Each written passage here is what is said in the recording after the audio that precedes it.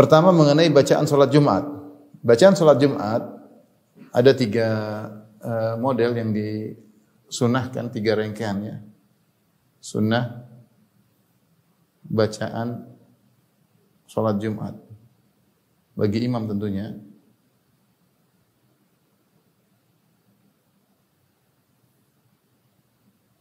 Yang pertama adalah surat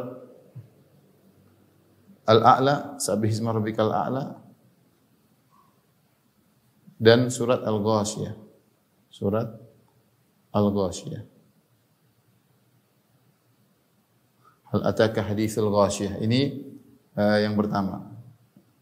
Yang kedua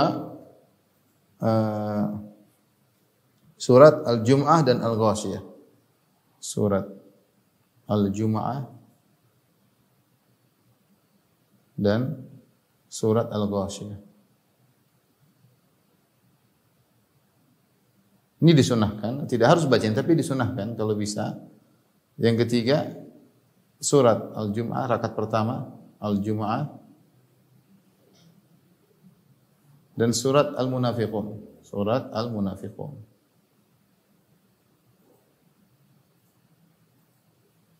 Surat Al-Munafiqun. 3 rangkaian yang mungkin dibacakan ketika kita sedang sholat Jumat. Menunjukkan panjang tapi tidak terlalu panjang, tidak terlalu panjang.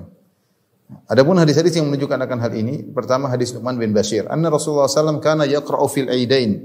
Adalah Rasulullah SAW membaca dalam salat aidain, salat Idul Fitri, Idul Adha, wa yaumil Jum'ah, dan baca tatkala salat Jumat, bisabbihisma rabbikal a'la, dengan baca sabbihisma rabbikal a'la rakaat pertama, wa hal ataka haditsul ghasyiyah, yaitu surat Al-Ghasyiyah pada rakaat kedua.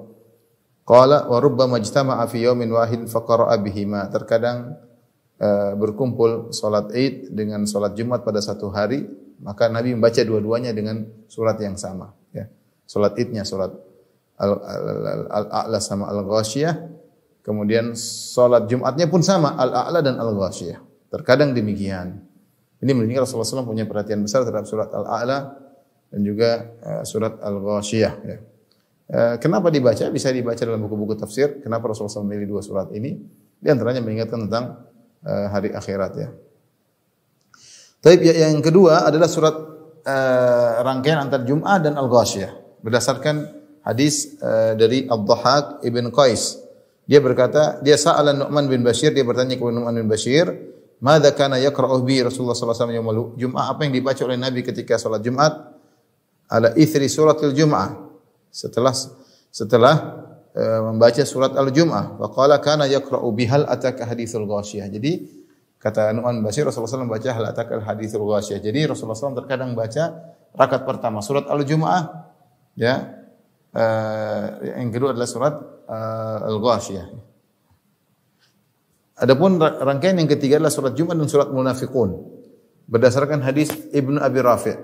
Beliau berkata, "Shalla bina Abu Hurairah yaumal Jum'ah." Abu Hurairah mengimami kami pada hari Jumat. Faqara bi suratil Jum'ah wa fi raqatil akhirah idza ja'akal munafiqun. Ya, yusabbihu lillahi ma fis samawati ma fil ardil malikil quddus, itu surat pertama, rakaat pertama surat Al-Jum'ah. Rakaat kedua adalah surat Al-Munafiqun. Sebenarnya tidak panjang ya, baca orang yang baca dengan hadir, baca dengan cepat. Tidak ditartil dan tajwidkan dengan panjang-panjang. Surat Al-Jum'ah itu tidak terlalu lama, tidak terlalu panjang ya. Baca selesai surat Al-Munafiqun selesai. Memang kalau berat kalau dibaca dengan tartil ya, dengan tajwid yang panjang-panjang. Idza ja'akal munafiquna. Panjang kalau begitu. Tapi kalau bacanya cepat, idza ja'akal munafiquna qalu nashhadu insyaallah tidak terasa berat bagi jamaah. Kita berusaha menjalankan sunnah, baca surat yang panjang tapi jangan dibaca terlalu tartil sehingga jamaah bisa menikmati bacaan tersebut dan mendengarkan khutbah yang singkat ya. Berkata sang perawi, fa adraktu Abu Hurairah hainan sarafa. Maka aku pun menemui Abu Hurairah setelah dia salat Jumat. Faqultu lahu, innaka qara'ta bi suratain. Kana Ali radhiyallahu anhu yaqra' bihima bil Kufah. Engkau membaca 2 surat yang Ali bin Abi Thalib juga membaca 2 surat itu tatkala di Kufah. Qala Abu Hurairah, fa inni sami'tu Rasulullah sallallahu alaihi wasallam yaqra'u bihima yaumal Jum'ah. Aku mendengar Rasulullah SAW membaca 2 surat ini pada hari Jumat. Ini menunjukkan Rasulullah SAW terkadang variasi, terkadang surat Al-A'la sama Al-Ghasyiyah, terkadang surat Al-Jum'ah dan Al-Ghasyiyah, terkadang Al-Jum'ah dan Al-Munafiqun.